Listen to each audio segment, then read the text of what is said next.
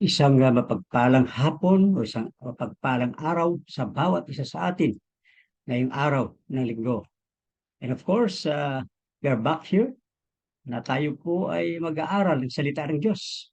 But of course, ngayong hapong ito ay nais ko po na tayo ay magsaliksik sa pamamagitan ng ating salita ng Diyos, that everything that we could hear this afternoon or that we could tackle this afternoon, we'll always see to it that we will examine everything in the light of God's word. So our topic this afternoon, as we go on, is entitled "Finding Truth in a Fake Generation." At ang gagamitin po natin na salita ng Diyos ay matatagpuan po in the book of Acts, chapter 19, verse 13 to 16. And allow me to read verses 13 to 16. And if you have your Bibles with you there, please follow it with your eyes as we're going to read Acts chapter 19, verse 13 to 16. And it says, "Then certain of the vagabond Jews, exorcists, took upon them to call over them which had evil spirits the name of the Lord Jesus, saying, We adjure you by Jesus whom Paul preached. And there were 7 sons of one Sceva, a Jew and chief of the priests, which did so. And the evil spirit answered and said, Jesus I know, and Paul I know, but who are you? And the man in whom the evil spirit was leaped on them and overcame them and prevailed against them, so that they fled out of the house naked and wounded." So let us pray for a moment. Heavenly Father, as we draw closer to you in this very moment, allow us to use your message, your word this afternoon, and may we always have some thoughts about it, oh Lord, that we could see it in ourselves. Things that have to change, things that would have to remind us of who we are as Christians. Lord, help us once again and bless these words into our hearts in Christ's name. Amen. Finding truth in a fake generation. Examine everything in the light of God's word. Yan po yung panghahawakan po natin na sa lahat ng gagawin po natin, whether it be by words, by your deeds, or whatever you do, let us always examine everything in the light of God's word. We live in a fake generation where it is very difficult to be real. What I mean is this: it is very difficult to live for God. Matthew chapter 22, verse 14 says, "Many are called, but few are chosen." In this generation that we are in today, don't just judge quickly, arriving at a conclusion without examining what you hear, what you see in the light of God's word.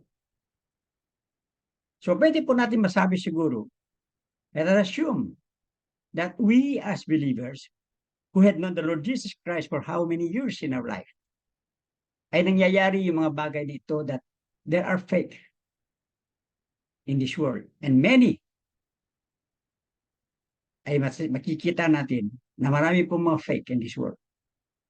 At siguro masasabi natin because we are not Christians living in the hands of Almighty God, could you tell yourself or could you tell your neighbors there, those days are gone. Wala na po yung mga araw na yon. So those days are gone, the days of evil, as had been taken in this book of Acts, wherein the evil spirit had concluded in the person of this high priest, Siva, who had 7 sons. Meron siyang 7 anak. And they were all in the evil spirits. Ginamit po sila. Those days are gone. That taking what you hear, taking what you see, taking what you read at a face value, binibigyan mo ng halaga ang iyong nakikita, naririnig, at nababasa. As a believer, put it in your heart. Those days are gone. I'll give you an example before we go to the main topic of this service. You look at a woman. You have looked at a woman. You look at a man. So beautiful. So handsome. Ano yung makikita mo? Tatak mo sa isip mo. Those days are gone. Mapapawaw ka. Siguro sasabihin mo, so beautiful, so handsome. But those days are gone. You have to look deeper. You have to go beyond the makeup. You have to go beyond the attire. You have to go beyond their wallet. And you have to go beyond what we call their appearance. Why? Bakit kailangan po ating gawin? Ito po yung dapat itanong natin sa ating sarili. Is she beautiful? Is he handsome on the surface? And yet in his heart or her heart, nothing. That's how simple. So we have to say, those days were gone. Wala na po mga ganun. And come and look sa mga pangyayari ngayon in our generation. Come look at it. There are some breaking news on your cell phones.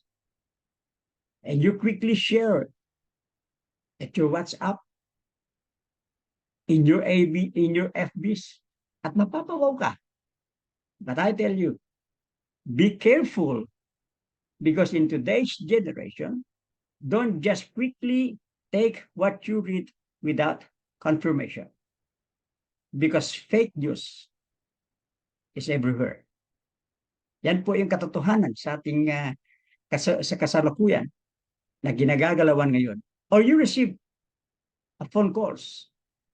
Naka-receive ka ng message, naka-receive ka ng call, at sabi sa iyo, oh, I promise you like this, I will help you, I will set up everything for you, and you will receive within 24 hours. Marami pong dumarating na ganyan. Brethren, don't be too quick to jubilate. Don't be too quick to jubilate. The days of taking people at their words and holding onto their promises are gone. Those days are gone. You are now a Christian. What do I mean? Very simple. Love everyone, but trust God only. Yan po kailangan natin gagawin po. No? Love everyone, but trust God only. We are surrounded by fake generation. If you see someone crying today,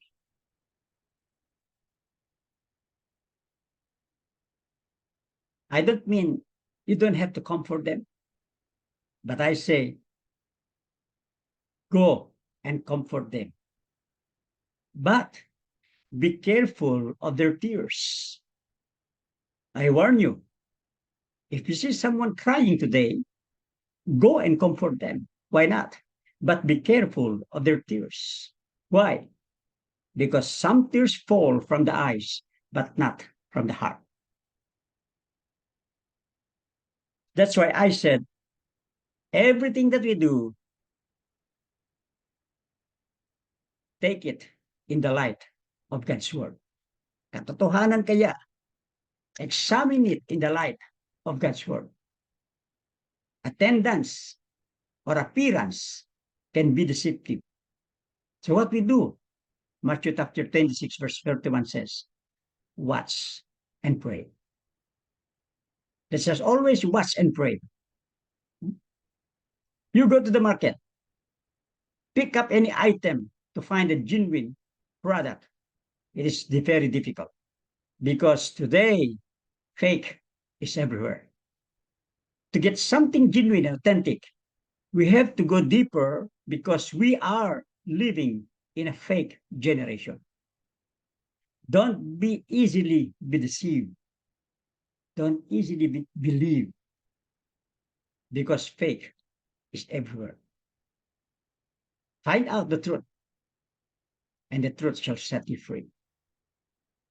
Now we go to our main topic. Our topic is in the book of Acts chapter 19, verses 13 to 16. There was a story here na kung saan po yung si Siba na isa pong high priest ng kanyang mga anak ay gumagawa sila ng mga bagay na ito po ay direktiba ng evil spirit. And they have punished those persons there until they went out bloody. Yun po yung nangyari. Pero meron po isang katanungan para sa kanila. The very question here is, who are you? So mangyayari sa buhay ng bawat sa atin ngayon, ng pangyayari na sa buhay ng bawat isa rito, ay ma-realize po natin na isang araw, ikaw ay mamamangha. You will be caught unaware ka ng mga pangyayari sa buhay mo. One day, mangyayari yan. Nararanasan mo. One day, you will face a question that is hard to answer. Who are you? Ano ang pinagagawa mo?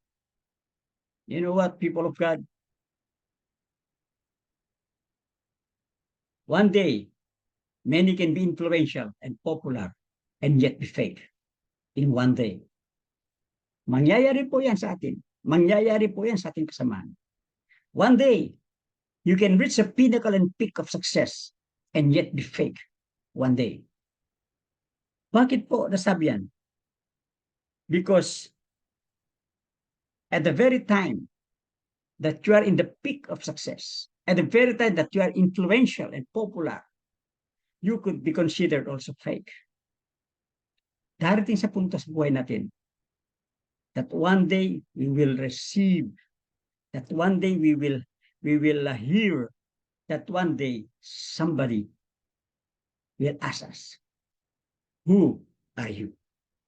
Ano sasagot po natin sa kanila? Ano sasagot natin sa Diyos? Yan po sasabihin. Yan po katanungan sa atin. One day you will be asked the question, what are you doing?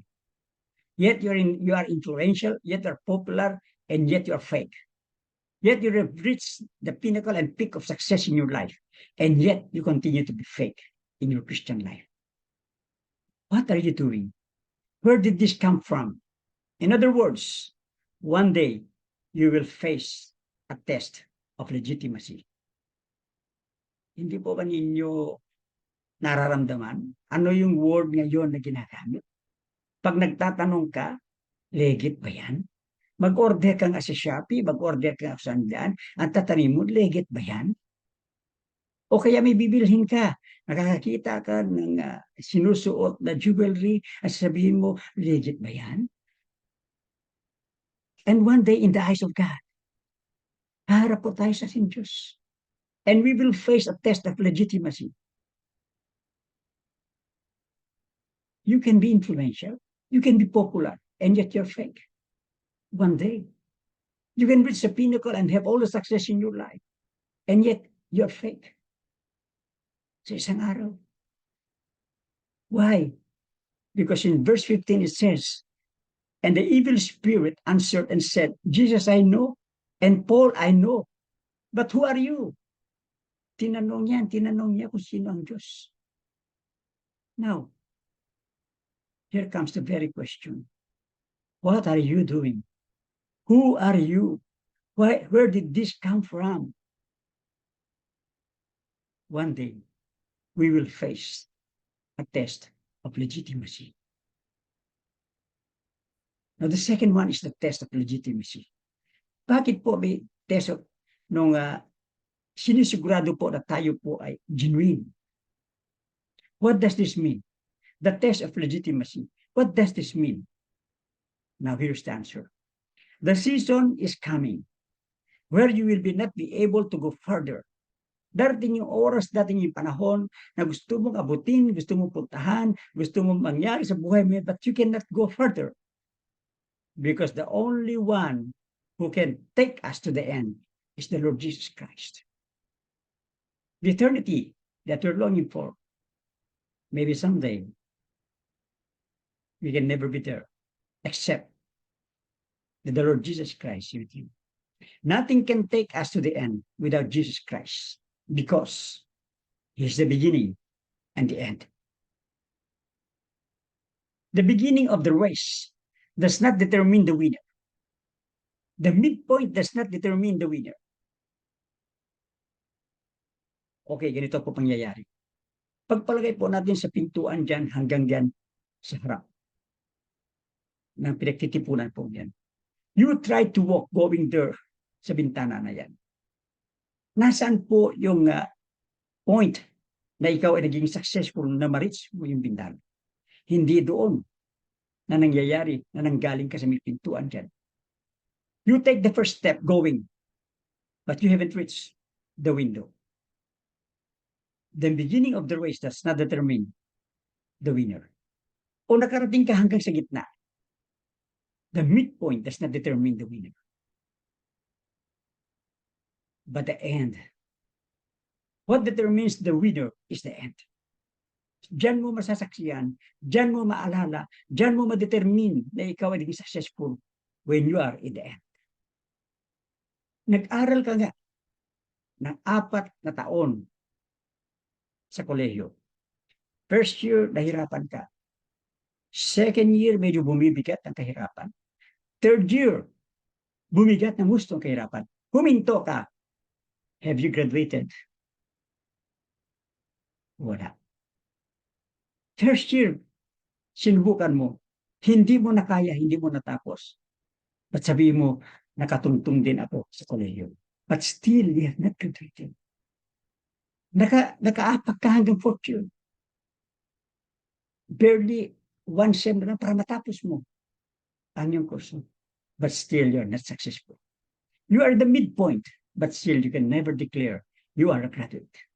Unless you had gone to the end. Because what determines you to have graduated in that course is that you had finished it until the end. So what determines the winner and the success that you have is the end.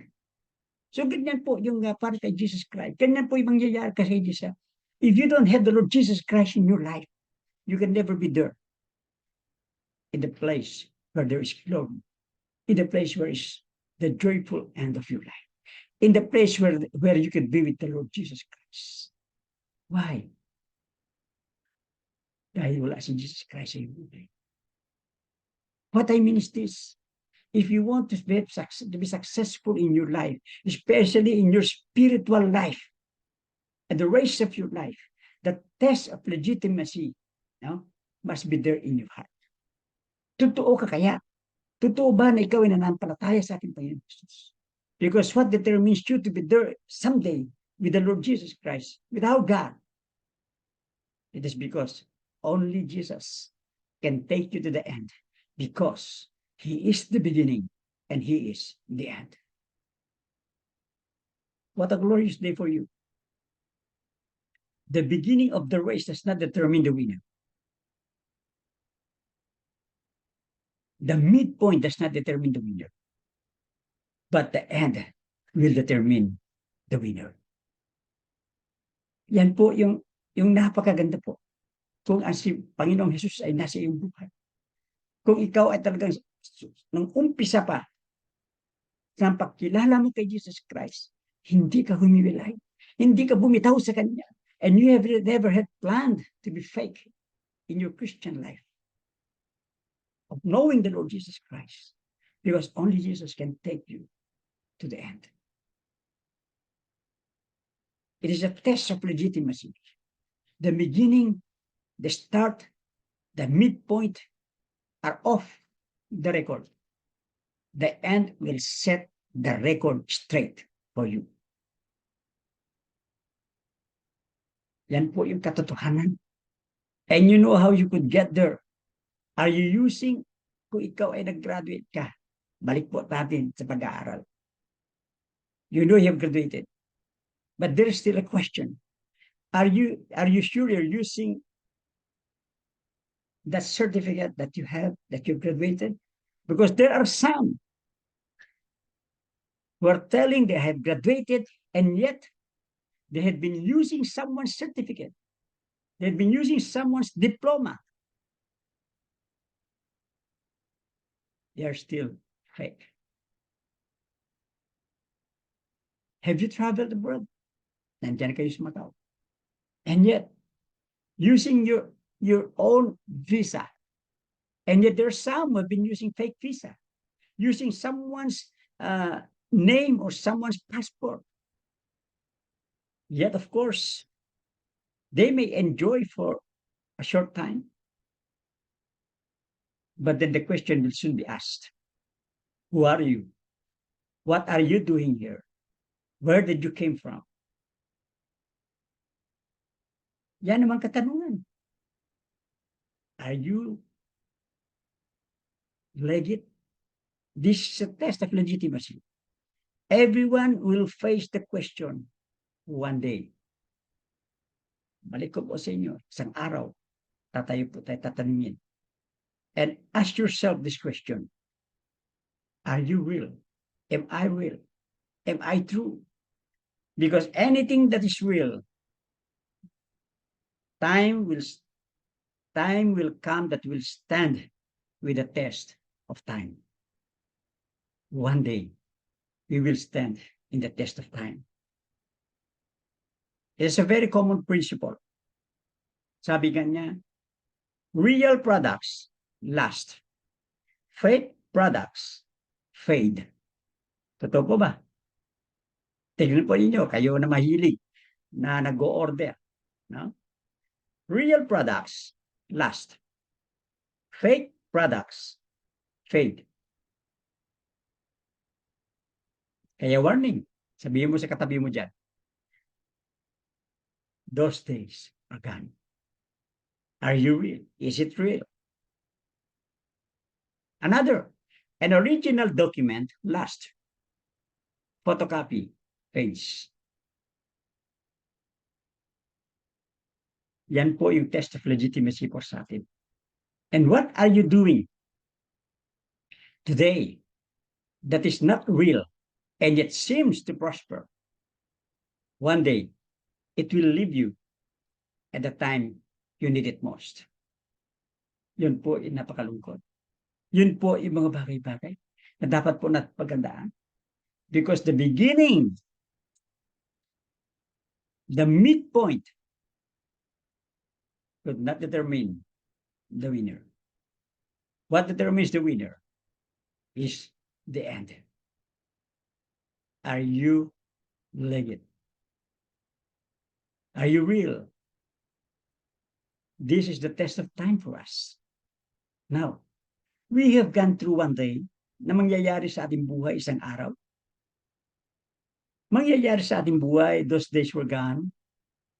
At tayo po ay nasa wastong daanan.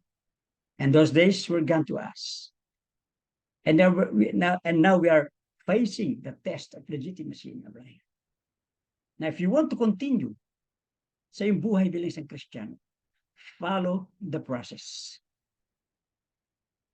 Follow the process. And what's the process? The very good process for us, people of God. It's God's time. Nobody can deceive God's time. Nobody can go beyond God's time. Napaka-importante po yung kagustuhan ng Diyos sa bawat sa atin. Follow the process. To become God's person, you need to follow the process of God. But the problem for us today, in this kind of generation that we are in, we are too impatient. Hindi po natin magkuha na magawa na tayo po'y magantay. Naging apurado po tayo. Naging pangmadalian ang gusto po natin. We go through the process, which is why it seems to prefer, we have to prefer the fake and not the real. Ayaw po natin mag-antay minsan. Ang dami po pangyayari na yan. Take a look at this. Ito po yung napakagandang illustration para sa bawat sa atin. With this example, we are bound in our society today in marriages. If there if there are marriages, yes, of course, there is marriages. There is marriages, but many are fake. The reason why that many marriages are only marriages with outward things. Tignan po natin. Yung sinasabi ko po ngayon dito. Sila po nag-aasawa. Sila po nakikipag-asawa. Because of money. Because of appearances. Because of fame. Because of anything that would benefit them. In today's marriages, what matters most in today's marriage is body agreement rather than heart agreement. Na isang araw nakinig ako, napanood ko sa Tulfo. Yung babae, nag-desire siya, nag-aspire siya. Ano ba't mangyari ang kanyang mapapangasawa? Ay isang kano. Namit niya. Nagkaroon sila ng isang anak. At alam niyo ba nangyari? Hanggang natapusan niya na itong nagiging hinahanap niya o nahanap niya na akala niya yun yung magdadala sa kanya sa karangyaan sa buhay. Yun pala ang nagdala sa kanya sa kabanata. So if something happens that tampers with those reasons why you get married, appearance, money, fame, the marriage has nothing to rest on. It will collapse. I tell you, it will collapse. Because you marry because of urge. You marry because of depression. You marry because of age. Oh, mawawala na ako sa kalendaryo. Kailangan ko nito. No. Think about this. Everything that we do, examine it in the light of God's word. Because God's time is the best time. It's not the right person that brings the right time. It's the right time that brings the right person. Yan po yung dapat natin isipin lagi.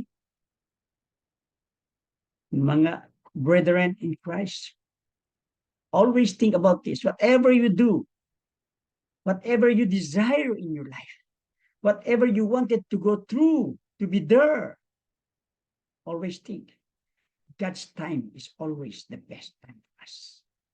It's not the right person that brings the right time. It's the right time that brings the right person.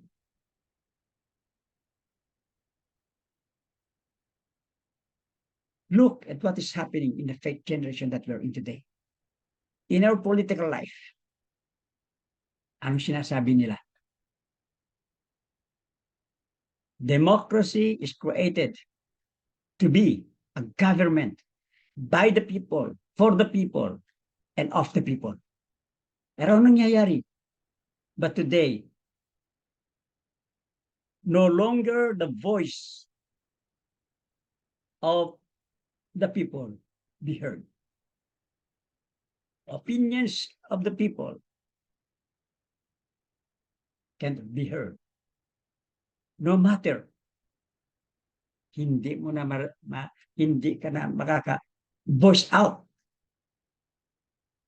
because of what we call fake generation. Why? Bakit? Because in this situation that we are in,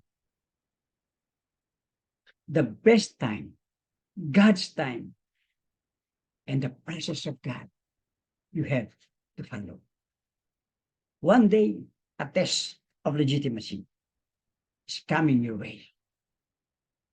And may you ask this question before you suffer. Are you living by imitation? Or are you living by inspiration? Are you moved by worldly compassion? Or are you moved by godly conviction? Dalawa lang po ang nangyayari sa buhay natin. And yet here we are. So ika nga, ang buhay natin that we're living now in a fake generation. Be sure, no? Tignan po natin kung yung katotohanan. Because sa katotohanan, siya po ay magpapalaya sa bawat sa atin. Now, you look at it. Look at God's time. Now, here's a very good example for us.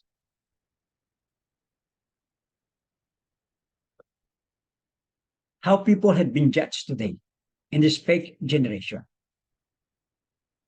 May tatlong 10 na sasabihin ko po sa inyo. People judge us from 10 meters away. People judge us from 10 inches away. And people judge us with our first 10 words. How do people judge us with 10 meters away? Ano yung i-judge nila tayo if they are 10 meters away from us? Think about it. Bigyan ko kayo, sandali. Ano yung i-judge sa iyo 10 meters away? How do they judge you 10 meters away? They will judge you with your appearance. Malayo ka pa lang, 10 meters away, i-judge ka na nila. And what they will judge you is your appearance. They might judge you how you dressed as you are a Christian. They will judge you as you have the attire as a Christian. Oh, malayo ka pa lang, nakikita nila yung suot mo, nakikita nila kung gaano. Sabihin na, ayan mo yung Christian? Yan ba nag-a-attend sa fellowship na yan? Alam mo, ganun yung mga tao ngayon eh. Don't be angry with me. No? Ito po yung katotohanan. Malayo pa lang tayo, na-judge na tayo ng mga tao. Ano yung ginagawa natin sa kalayuan? Nakikita nila, they will judge you 10 meters away by our appearance. So my advice is, put the attire, the best Christian attire for you, and they will never judge you.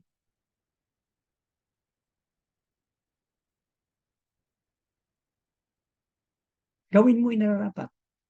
Na yung buhay mo, ikaw habang naglalakad ay may pagkatakot ka sa Diyos. 10 meters away, they can find some judgment unto you.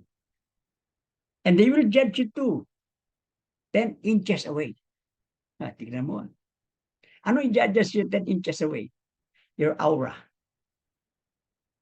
Your body language. Oh. Diba? They will judge you. Similar to this.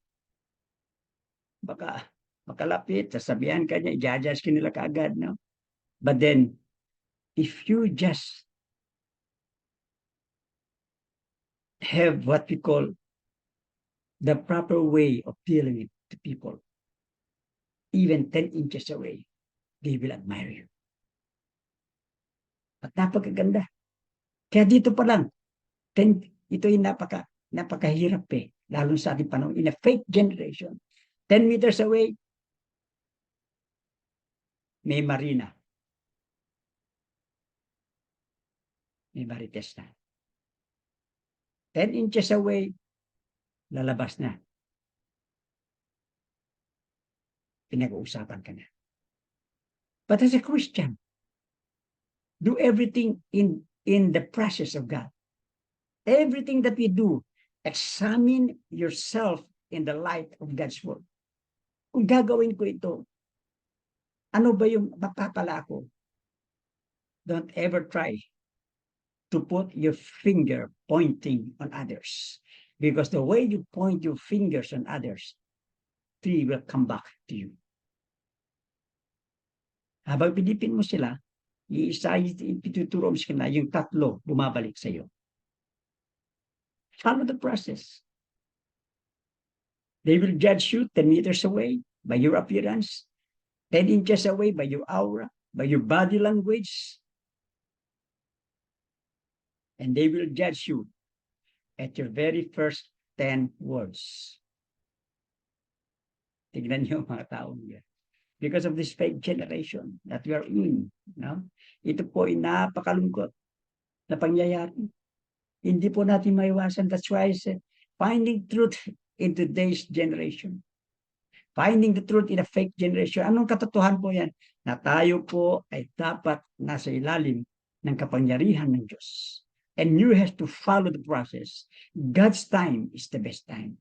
And you will become the right person because of the right time. So at this juncture, ito po yung pagiging batayan po natin. Whatever is built on the foundation that is fake and faulty, it will collapse. Tandaan po natin yan. Sa pag-aakala lang natin ay napakaganda ngayon. Someday, una po, someday, one day, mako-collapse po yan. But if it happens that you have realized that it's wrong to be built on the foundation that is fake and faulty, but yet you are now in the foundation of the Lord Jesus Christ, it will never collapse. You will become the winner because in the beginning and in the end, the Lord Jesus Christ is with you. Because what determines you as a winner is you had pursued until the end. And God's time, the right person will become the good, will become the best because of God's time. So very simple. This is what I want you to put into your mind. You want to be real. You want to be true. Although tayo po ay pinagdadaanan po natin ang lahat na yun. Think about this thing. Yesterday, I was clever. So I wanted to change the world. But today, I'm wise. So I'm changing myself. Sana ganito yung pangyayari sa buhay ng bawat isa. Na ma-realize po natin that as we live in this fake generation, sooner or later, the test of legitimacy will come our way. And we are bound to face the very question, what are you doing? Who are you? Yan po'y katotohanan.